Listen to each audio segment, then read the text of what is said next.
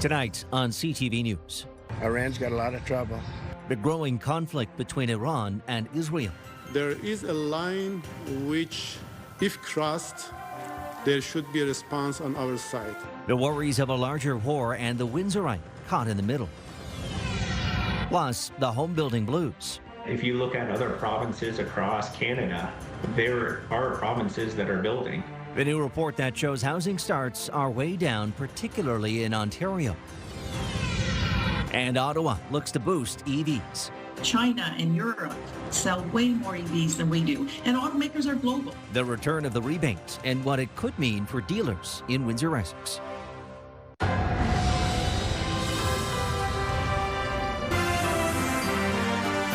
CTV News with Stephanie Mazzotti.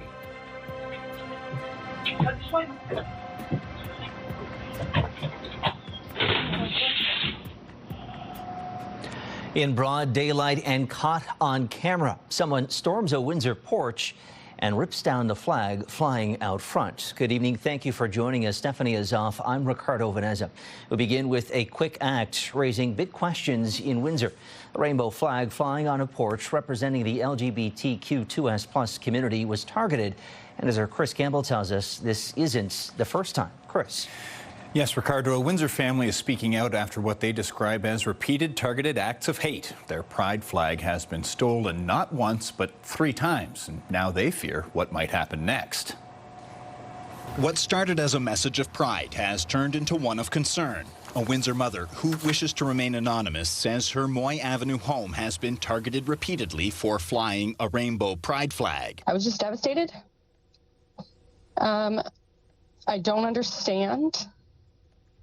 I don't understand how us doing something as simple as flying a flag can interfere with somebody else's life to the point that they need to damage our property and make a mockery of it. The woman says she identifies as queer, as well as a couple of her children. So flying a pride flag outside their home was meant to be a symbol of love and visibility, only for it to be repeatedly removed without warning, creating fear and anger in the neighborhood. So I just struggle with feeling like there's just so much ugly, and it just makes no sense to me that it continues to happen. But police are now warning her that putting the flag up again could provoke a more dangerous response after it was stolen 3 different times over the last year. The police have shared that with me, that it's an ongoing problem. Whether other people are really reporting it or pushing for investigations or showing camera footage like I have, I'm not sure. But we're certainly not the only family being targeted. It's just happens to be reported because I'm pushing for it. Like, why? Why? Hey, when I grew up, I was taught, if it ain't yours, don't touch it. Windsor Essex Pride Fest says incidents like this point to a deeper issue, one that can't be ignored. Tearing down people's flags, taking people's stuff, it's got to stop. It's just ridiculous. Pride organizers say support comes from education, telling CTV News that there's no place for hate, hoping this situation is treated like a hate crime. We're not doing anything, just wanting to be equal and showing that, hey, we're here and that we're proud of who we are, same as anybody with any nationality they are. They fly their national flag. They're proud of who they are. So are we. And you can take the flag, but you can't take the pride. Windsor police have not publicly identified any suspects and turned down our request for interview. The victim tells us she's contemplating whether or not to fly the flag again out of fear for her family. If you have any information that could help police with this case, you're asked to contact Windsor Police or Crime Stoppers. Ricardo? Okay, Chris, thank you for that. That's CTV's Chris Campbell tonight.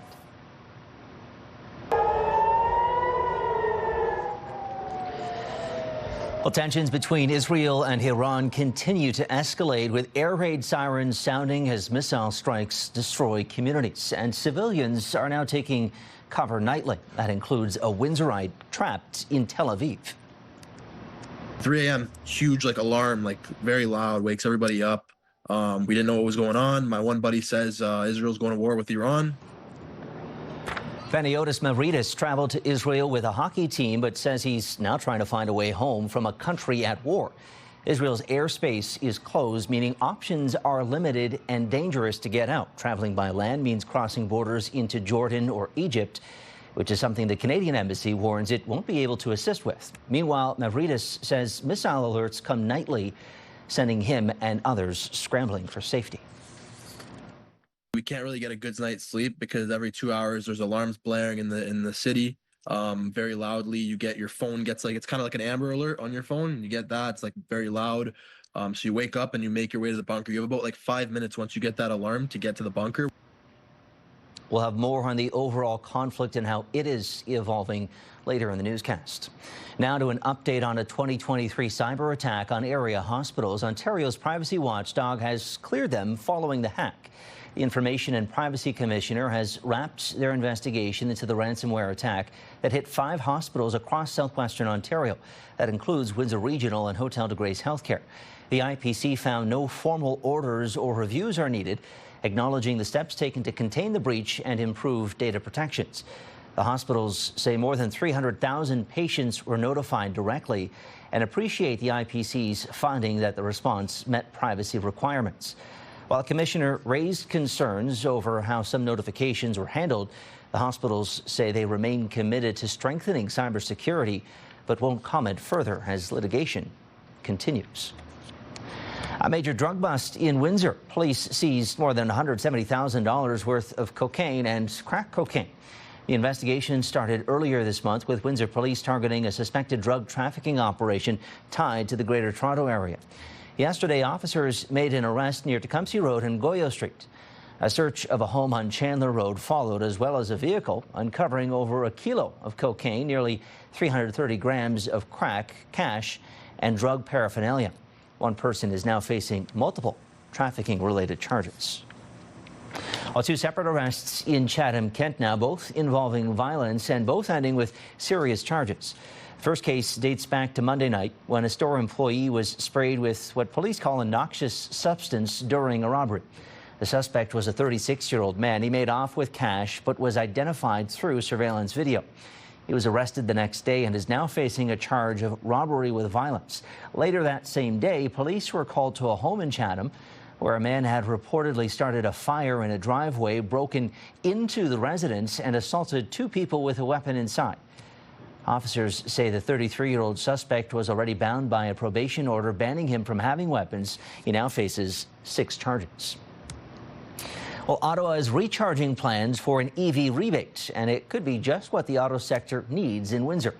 The Environment Minister is hinting at rebooting electric vehicle incentives, and as our Michelle Molesky tells us, that may be just what the industry needs to actually start moving product. Every morning you wake up with essentially a full tank of fuel.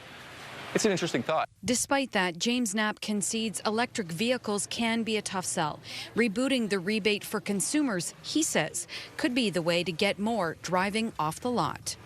The early adopters who bought their electric vehicles early on, knew what they wanted, and the consumers now are probably a little bit more on the fence, and something like this might just be that extra little bit of incentive. The incentive for zero-emission vehicles, or IZEV for short, offered up to $5,000 off the purchase of a new EV.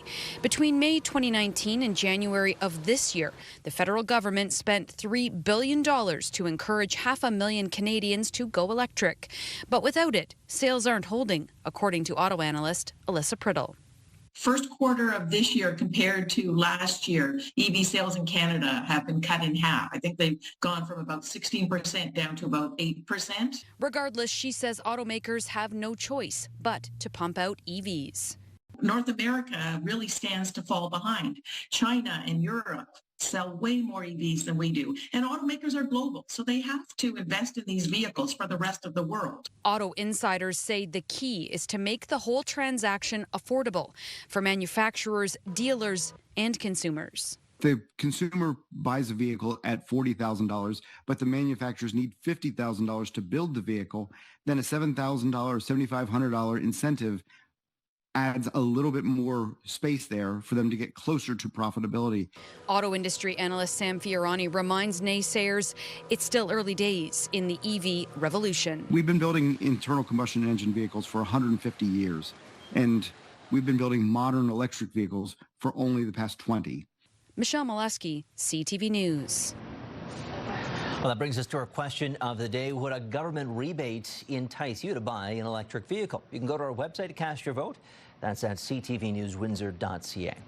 Now, yesterday we asked, have you ever entered a science fair? Of more than 500 votes, 75% say no. Well, let's go to Windsor Regional Hospital for our first check of the forecast with CTV meteorologist Gary Archibald. And Gary, you're standing by there with, of course, the forecast and at the hospital for the Split the Pot initiative. Which is a very important one for this hospital and our community. And also, importantly to note, the heat and humidity, high heat and humidity combining, not just to make it feel somewhat insufferable outside, but to elicit some showers and thunderstorms, a very unstable air mass in place. Early this morning, pre-dawn, we got into some showers and thunderstorms. Again, through the noon hour and 1 o'clock, a good blast of rain. We need it for our lawns and gardens and for our growers, the agricultural community, but certainly severe thunderstorms, not likely to be completely out of the running for tonight. I think the overnight could be quite gusty, and tomorrow we could see another round, maybe 2-3 rounds throughout the morning into the afternoon. I'll break that down just ahead. But now I'm joined by Brandon Osborne of Windsor Regional Hospital to talk about Split the Pot. Talk to us about the major details as the deadline is soon approaching. Yeah, that's right, Gary. Deadline's next week, and it's our biggest guaranteed jackpot of the year at $750,000, so it's pretty exciting. And if your viewers get in tonight, there's $25,000 in prizing tomorrow to be won, and also free groceries for a year. I don't know about you, but groceries are expensive. That's true. Where can we go online to make sure we don't miss out on this? So you go to splitthepot.ca, or you even got a phone number you can call at 1-833-804-6262. All right. Brandon Osborne, thank you very much for what you do in the community. And of course, everyone here at Windsor Regional Hospital, such a vital part of this particular region and surrounding areas in extreme southwestern Ontario. With that, we'll send it back to you. Okay, Gary, thank you for that. We'll check back in with you there in just a little bit. Yeah, a year of free groceries sounds pretty good. Well, Grey Skies today are matching the mood of many Canadian hockey fans after the sport's biggest prize was again won by the Florida Panthers, and that cup is going to stay stateside for another year. Panthers beating the Edmonton Oilers 5-1 yesterday to claim the Stanley Cup for a second year in a row. And our Bob Belichico caught up with Bell River's Aaron Ekblad, and a former Oiler who doesn't think Edmonton's window to win has closed just yet. I am at the Atlas Tube Recreation Center in the room where the Stanley Cup made an appearance just 1 year ago. Now, will Aaron Ekblad bring it back? We'll soon find out. But in the meantime, I did speak with a former NHLer who won back-to-back Stanley Cups and tells us how hard that is to do in the salary cap era. I also spoke with a former Oiler who now works for the team. And while he's sad that the Cup is not coming back to Canada, he is happy for the guy he used to skate with during the off-season. I was pretty upset about the loss, but I was very happy about his individual success, and he's making Windsor proud. Bell River's Aaron Ekblad is a Stanley Cup champion for the second straight year. Ekblad said his brother couldn't be in Florida for Game 7 last June, so winning with his brother in attendance in Florida was special. He's a special human and a special person for me, and just to have him there was really awesome for me. Florida head coach and former Windsor Spitfire Paul Maurice thought his veterans allowing the first-year guys to skate with the Cup after captain Alexander Barkov was awesome. The awareness of each other.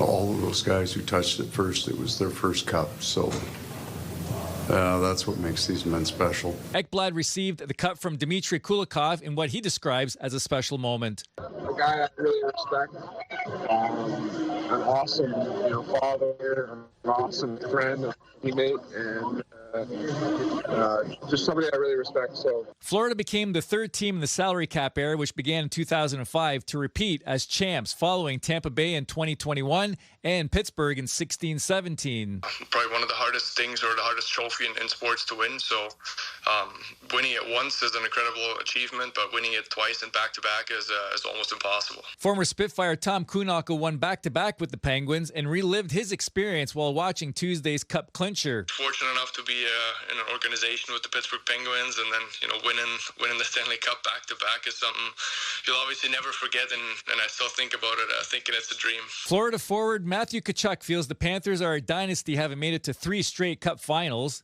Edmonton now has made it to 2 straight without a win, but former Oilers Zach Kassian doesn't feel Edmonton's window of opportunity has closed. Obviously, there's a lot of hard work and a long road ahead, but if there's a team that can do it, Edmonton's one of them, and I don't think it's too far-fetched, because if you look at the Florida Panthers, they just did it. So, while it's a tad too early to talk about bringing the Stanley Cup back here to Essex County, Lakeshore Mayor Tracy Bailey does say that she looks forward to speaking to the family and perhaps making that happen. In Lakeshore, Bob Belichico, CTV News. Okay, Bob, thanks for that. Well, if you're down at Dieppe Gardens this summer, you might notice some construction fencing going up starting this week. The city is kicking off improvement work at the Memorial Lookout area and a nearby stretch of the south pathway along Riverside Drive. Crews will be replacing the old park lighting with new poles and LED fixtures, pouring new concrete around the Eternal Flame there and upgrading the adjacent asphalt path. The work is expected to wrap up by mid-August. As long as the weather cooperates, the park will stay open while it's happening, but the active construction zone will be fenced off until, of course, everything is done. And there's a section of Riverside Drive you will want to avoid. Construction closing Riverside east from Paulette to Jefferson. Get this until November. We have those details over at our website. That's ctvnewswindsor.ca. Well, the latest Canada Mortgage and Housing Corporation monthly report shows home construction has taken a dive in Windsor and right across the province. If you look at other provinces across Canada, there are provinces that are building. The May report released on Monday shows housing starts in Windsor have fallen 45% year over year and 65% year to date. There were 53 fewer total housing starts last month than the same time last year. And through the first 5 months of this year, there are 455 fewer housing starts than through the same period in 2024. The report shows home construction has slowed most in Ontario, with the province being outbuilt by Quebec and the Prairie provinces through the first quarter of the year. The head of the Windsor-Essex Home Builders Association, Brent Klundert, says tariffs and red tape are hurting demand. I think that, there's going to be something that changes the market, whether that is, tariffs coming off where all of a sudden, things start to move a little bit and we get back to some stability in the market. But I do think there's always going to be that upward pressure. Until we fix the foundational things that are wrong, there's still going to be that upward pressure. Well, drivers in Windsor-Essex can expect to see friendly faces at busy intersections this week, all in support of animals in need. The Windsor-Essex County Humane Society is bringing back its annual Strays on Street Corners fundraiser. It goes from June 19th to the 21st. Volunteers will be out across the region collecting donations to support shelter operations, adoptions, and medical care for stray and surrendered pets. The Strays on Street Corners campaign is one of the Humane Society's biggest fundraising events of the year, raising tens of thousands of dollars annually. Volunteers will be stationed at intersections from 8 a.m. through to 6 p.m. through Friday. Last year we raised $60,000, but the need is even greater this year. Our volume is up. We're at capacity earlier than we were last year. The animals keep coming in, and we are working diligently and quickly, but we definitely need that support.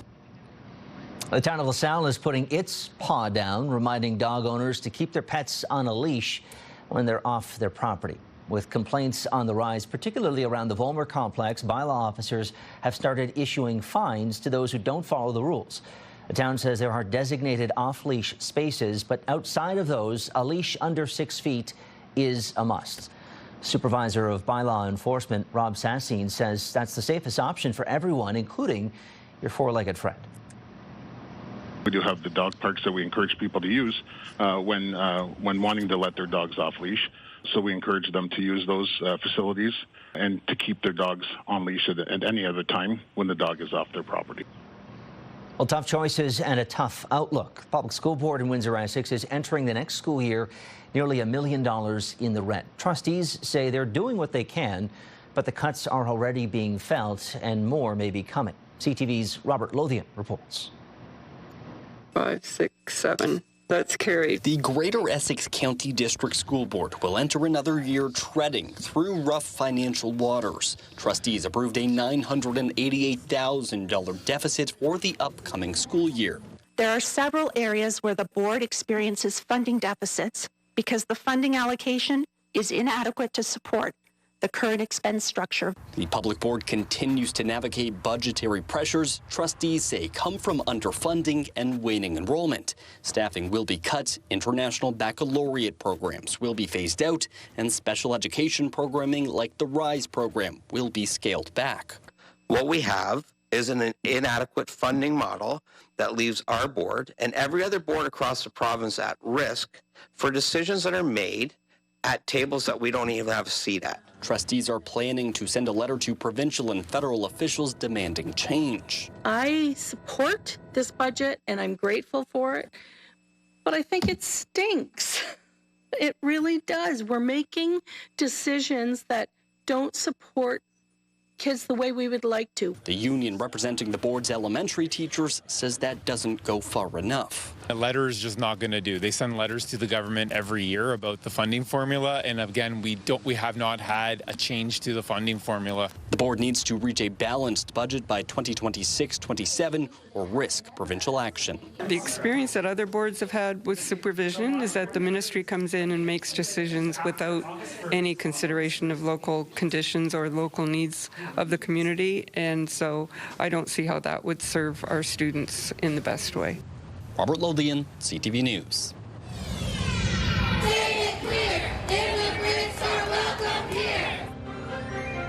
Still ahead on Windsor's news leader, a passionate protest just 2 hours from Windsor, and it's about more than just policy, it's about people. And think you'll be able to retire one day? Well, a new survey says most Canadians don't, and the numbers are eye-opening.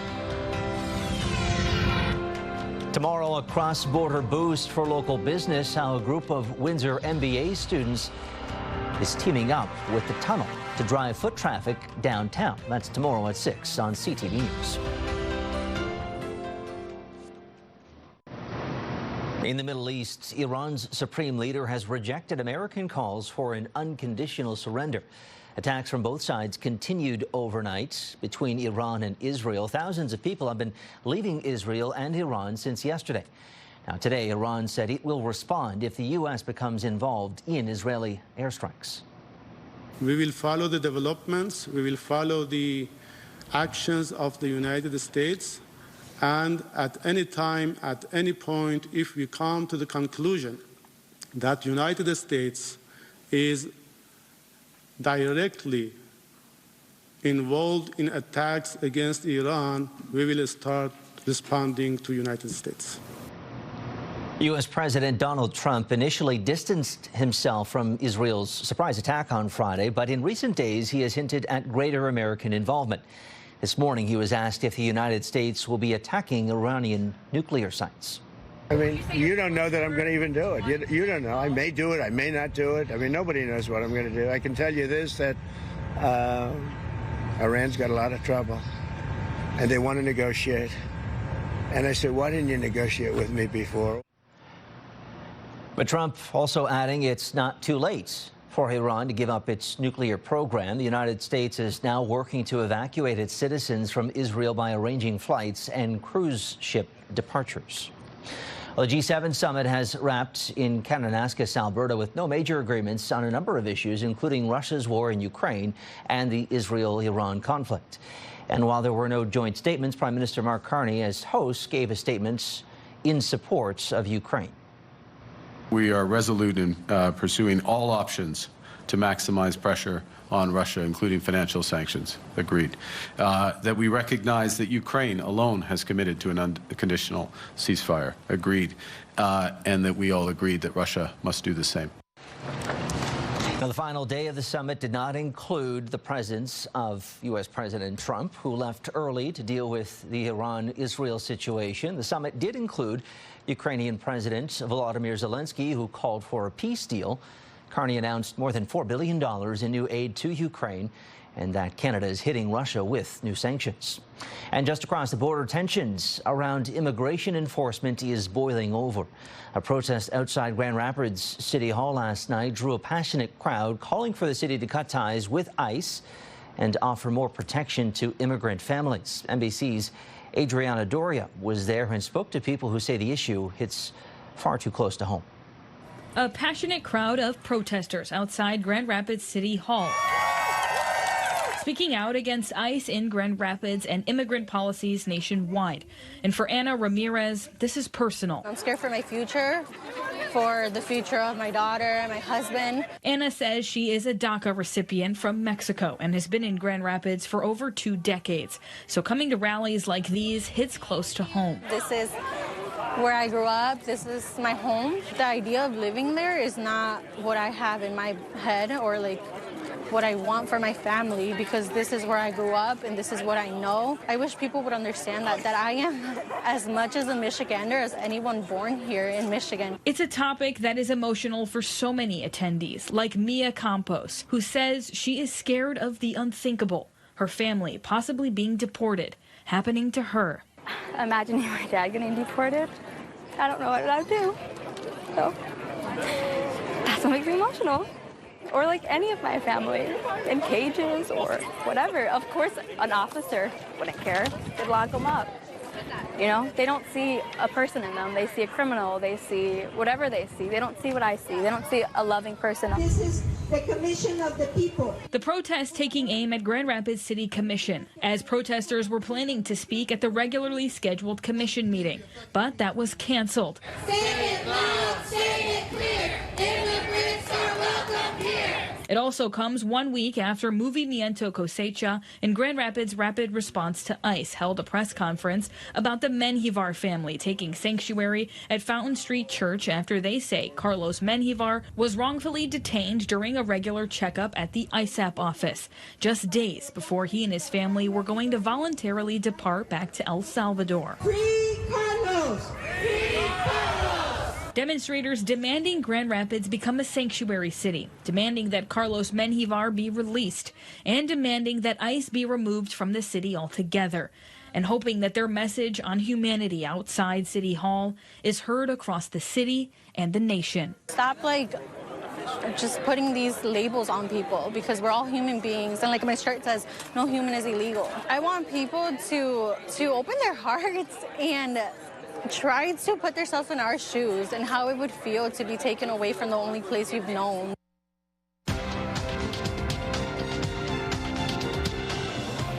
A pretty muted day on the markets, with Canada's main stock index climbing only marginally higher. You can see there the TSX picking up 18 points, the Dow down 44, while the Nasdaq climbs 25 points. The Canadian dollar is down as well today, to rest at 73.14 cents U.S. Gold marginally up, and oil down 29 cents a barrel. It's being used to bully or harass or extort. Coming up on Windsor's News Leader, it's more than just filters and fun, how AI is putting teens at risk and what police say needs to change. Let's take a look at our CTV News weather snapshot. Thanks to Anthony Daniel, as always, for sharing great images with us. Just ahead, we'll sounds like a plan. Heat, humidity, and storms be in the forecast through the overnight into tomorrow afternoon. We'll find out next on CTV News Windsor.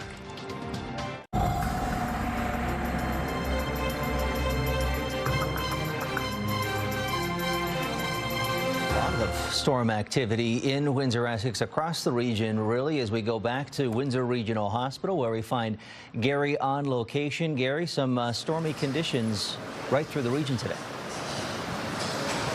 Yes, you're right about that. And severe thunderstorm watches and warnings will be in and out of them for this stage of the early evening through tonight and perhaps early tomorrow morning before dawn. Let's take you back about 6-7 hours. In fact, midday, late morning through the early stage of the afternoon, we got into some showers and thunderstorms, not before we reached a high of 27 degrees Celsius. Our average high for this time of the year, 26, average low 15. It has been warm. It has been hot and humid, and the heat and humidity combined has really stirred up the atmosphere. That instability has led to showers and thunderstorm activity. And speaking of thunderstorm activity, because of the cold front being the catalyst that ushered the storms through, we cooled down significantly after reaching that 27 degrees around 1 p.m. Within an hour, we were down to about 20 to 21 degrees Celsius. But because of the humidity, it's felt as warm as about 35, 36. It's not as warm and as humid right now, but it's still going to be a sultry evening. National temperatures indicative of the warm up across the prairies, right through the heart of the Canadian Shield, and where it counts most here in southern and southwestern Ontario.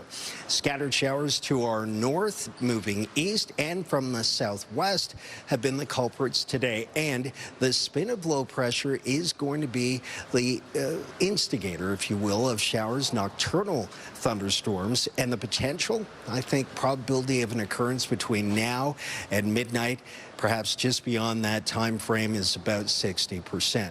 Gusty winds associated with that as well. Rainfall warnings in place for Sarnia, Goderich, along the eastern showers of Lake Huron, pushing north and northeast from there. We could see about 20 to 25 millimeters, a moderate rainfall event. There's still a risk of thunderstorms. I can't rule out a severe thunderstorm watch or warning popping up between now and midnight, and again from midnight to around 4 or 5 a.m. tomorrow morning. We take a look at our Lasalle's heating and cooling 7-day forecast. I'm calling for a warm day, but a seasonal one tomorrow. Morning showers and thunderstorms possible. A high of about 25 or 26, which would be average. We will warm up as we head towards the weekend. And note, from Saturday through Sunday, Monday, Tuesday, and Wednesday, we'll be in the 30s. Could reach over that stretch a temperature of 35 to 37. We could see some records, but more importantly, the heat and humidity could mean a heat warning. It's about staying cool, staying hydrated, and watching out for each other. The heat is on, and more so next week. Ricardo? Yeah, we'll have to watch for that, Gary. Summer coming in like a freight train. That's CTV's Gary Archibald tonight. A new survey finds the majority of Canadians who haven't retired. Lifetime, brought to you by Safeguard Medical Alert Systems. A new survey finds the majority of Canadians who haven't retired don't believe they will ever be able to. The Canadian Retirement Survey was done by Abacus Data and Healthcare of Ontario Pension Plan. It found 59% believe they will never be in a financial position to retire, while 66% believe they'll need to continue working even if they do retire. 49% had not set aside any money for retirement in the past year, while 39% say they have never saved for retirement.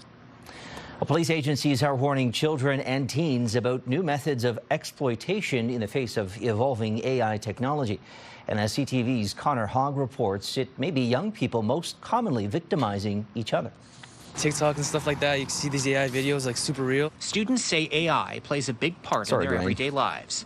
It can be used as a study tool. It can also be used to create difficult to discern deepfakes. Everyone's like images going around, like you can get someone's like image like super like fast off the internet. I actually just almost had a scam not too long ago, and it was someone trying to be a friend. I just think that a lot of like the negative things aren't really being highlighted as much for sure.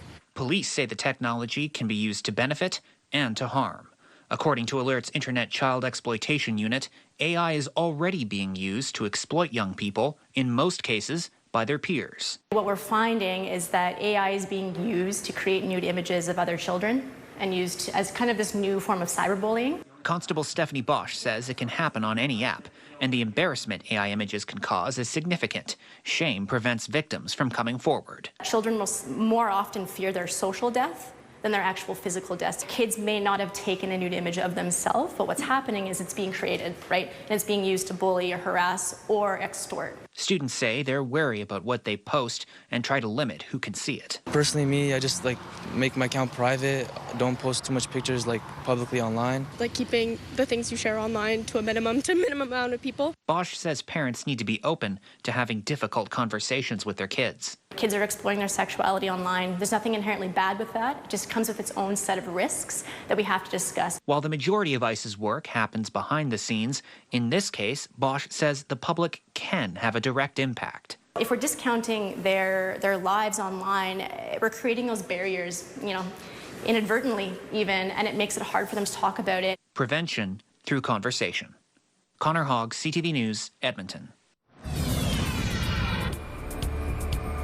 After the break, a big night at Comerica Park has Tigers fans fired up. Why this game has people talking. It's the summer of music. Enter London at ctvwindsor.ca for your chance to win a pair of VIP tickets to see Hosier, Mariana's Trench, and more at Rock the Park, Tuesday, July 8th, plus an overnight stay in London.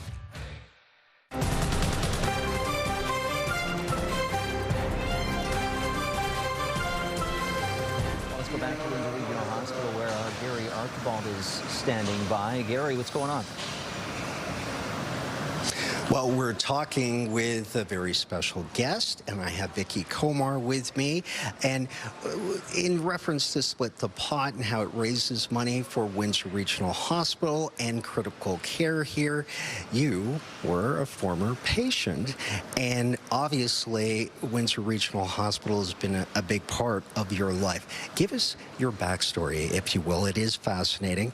And let's start with 2015. What took place then? In 2015, I was diagnosed with breast cancer, and I had my procedure here as well as my radiation. I also had and continue to have ongoing follow-up, and it's been a great part of my story because I've connected with certain people. For example, Dr. Ken Schneider in oncology not only was my oncologist then, but again in 2023 when I was diagnosed with a different type of cancer, he was my oncologist again. Which is so important. Yes. And when you talk about very quickly that the Split the Pot, the donations, generosity, what can you say about that? Oh, well, it's made a huge difference with the digital mammography machine because it gives them a different view of any concerns that they have. And so it's more assuring for us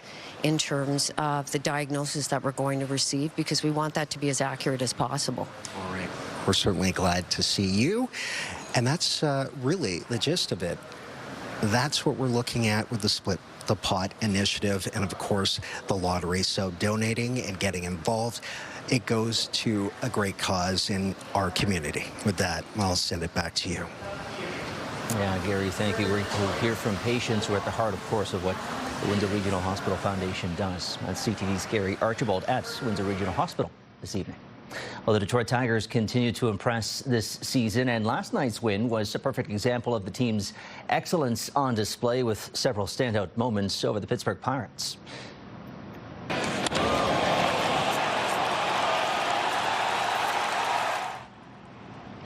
The Tigers kept the momentum going with a 7-3 win over the Pirates Tuesday night over at Comerica Park. Detroit coming alive at the plate, launching a pair of homers and adding extra base hits to pull ahead and stay there. Solid pitching held Pittsburgh to just 3 runs, all scored early as the Tigers locked things down through the final innings. That puts the Tigers now at 47-27 on the season, giving fans, hey, on both sides of the border, something to get excited about.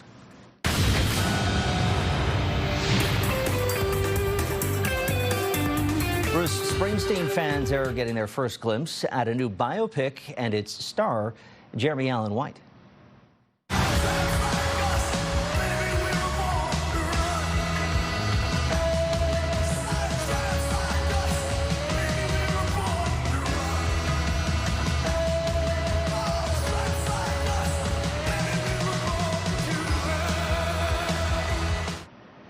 Of course, White is the star of the hit show The Bear, and he's now taking on the role of the boss in a film following the recording of Springsteen's 6th album, Nebraska. White studied hundreds of archived videos to capture Springsteen's characteristic New Jersey rasp and, of course, his athletic stage moves.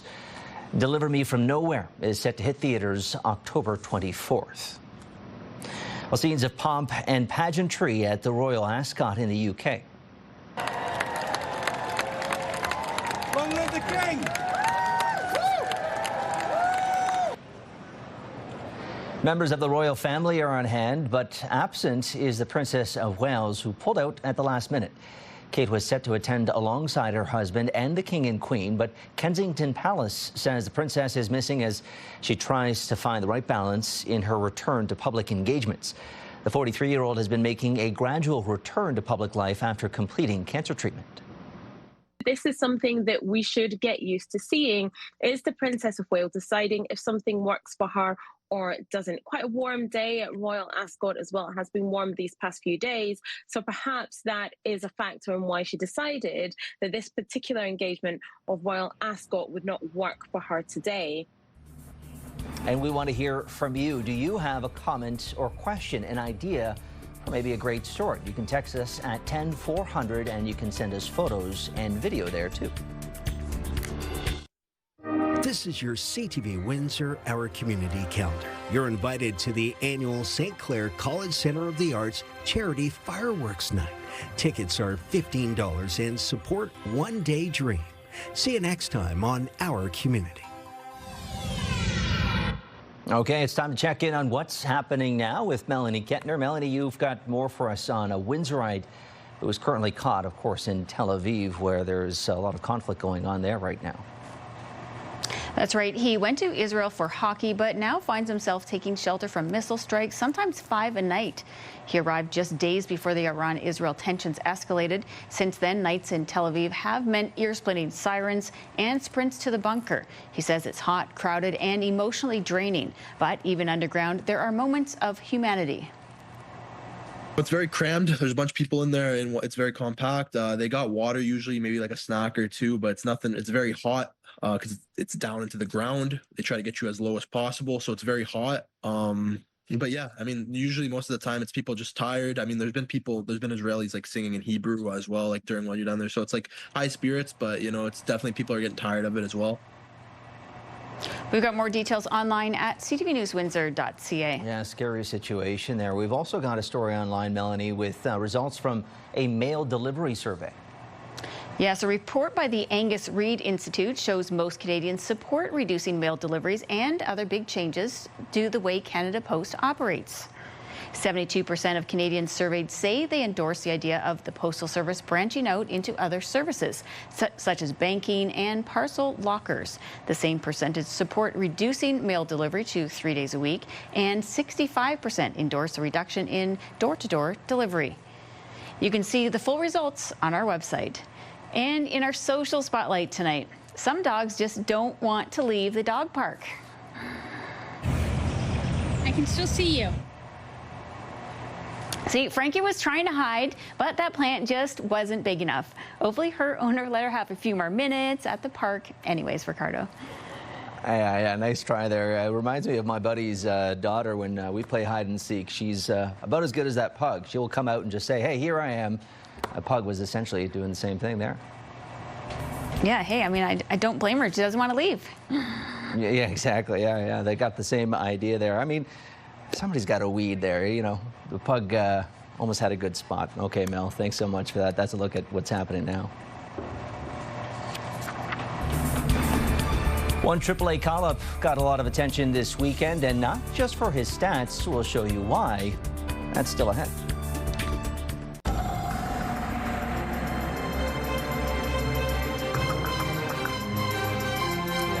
Rain earlier as we go back to Windsor Regional Hospital with Gary Archbold for a final check of the forecast. Gary.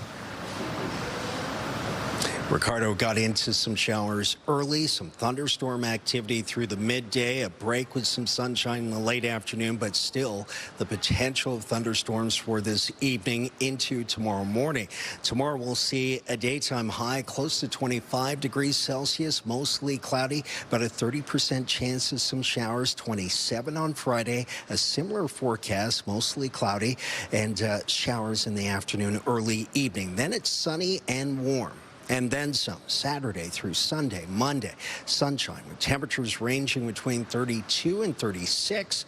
And Tuesday into Wednesday will be in the low to mid 30s over this stretch.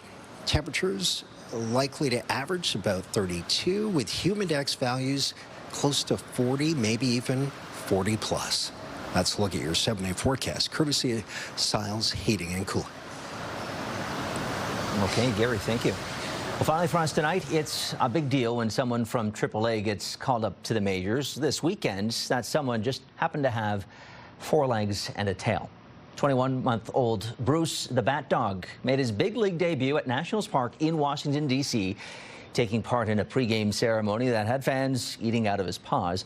He's the second golden retriever to work with the Rochester Red Wings, and when he's not chasing bats, he's helping raise money for Rochester's Veterans Outreach Center and Honor Flight. After his major moments, Bruce is back in AAA, but he's got his eye on a full-time role in the show. He's great. He's really goofy, obviously being a golden retriever. So he's going to do great here. I feel like that for sure has got to be the next installment of Air Bud right there. What a cute dog. Well, that is our time this evening. Thank you so much for tuning in. You can find updates throughout the evening over on our website at ctvnewswindsor.ca. I'm Ricardo Veneza, and for everyone here at CTV on both sides of the camera, have a great night. We'll see you at 11.